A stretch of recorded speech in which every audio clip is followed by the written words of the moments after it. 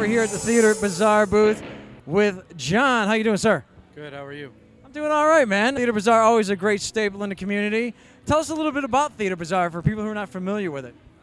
It's somewhat based on a turn-of-the-century carnival, but it's one that's not quite historically accurate.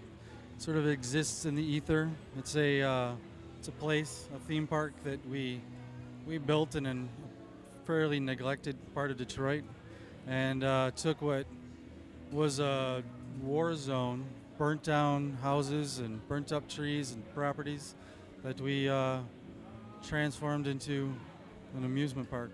Now, do you guys have events there? Or how does it really, I mean, do people come, can they check out the property? Can they contact you on even being around and like film and stuff like that? Or you don't really do that?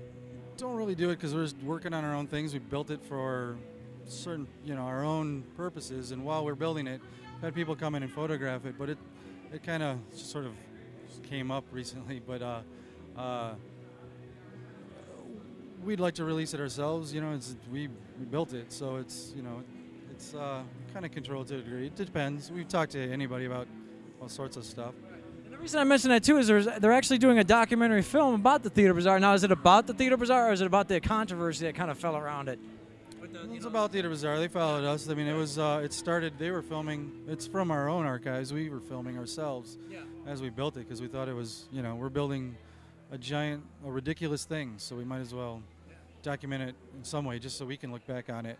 And then this past year, a couple of filmmakers that we know said, "Hey, we want to do this proper," and they came in and they filmed pretty much every day from the start of Dallying the Alley, where we would normally do ticket sale kickoffs, to they were there when everything blew up and the lines was like blocks long and tickets sold out in a matter of hours, all the way to the building and everything that we put into it, to the day that the city came down and shut it down less than 24 hours before the actual show.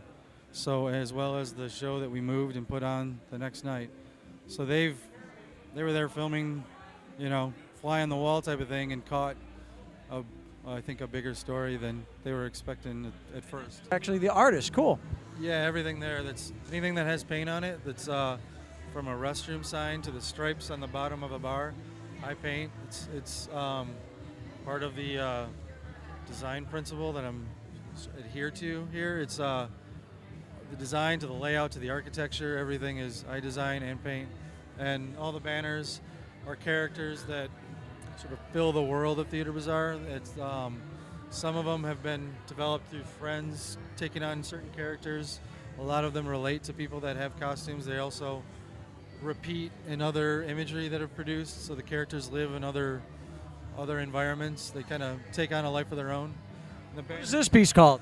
This is a Wild Women of Borneo, and it's based on these two lovely ladies, Brenda and Tina, from Snake Out, and they're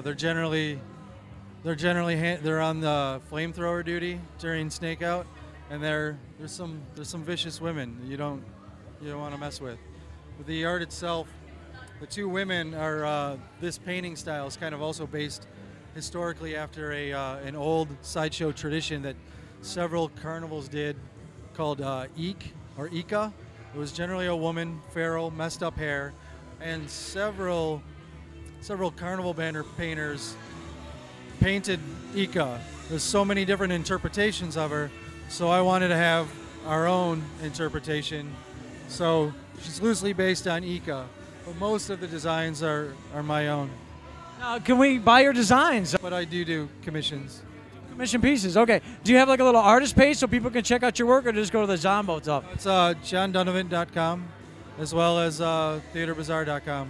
I tell you, if you're into this type of artwork, I certainly am. I mean, this is great work. Make sure you check that website out, check out his stuff. By the way, how is Zombo doing? Is he angry, mad, sad? Zombo's a rat bastard, so he's always cranky. Zombo the rat bastard. Good stuff, man. Always a good time here at the People's Arts Festival. Theater Bazaar in the house. We're up.